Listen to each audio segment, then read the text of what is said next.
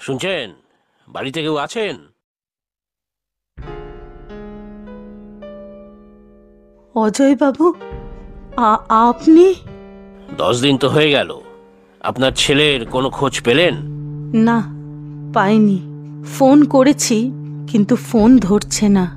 আমাদের ব্যাংক থেকে ওনাকে ফোন করা হয়েছিল, উনি ব্যাংক শুনে ফোন কেটে দিলেন।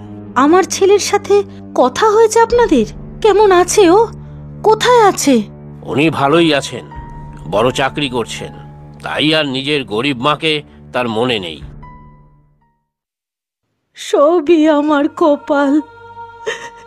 যাকে এত কষ্ট করে বড় করলাম সে আমাকে ভুলে গেল। এখন এখন এত ঋণের বোঝা মাথায়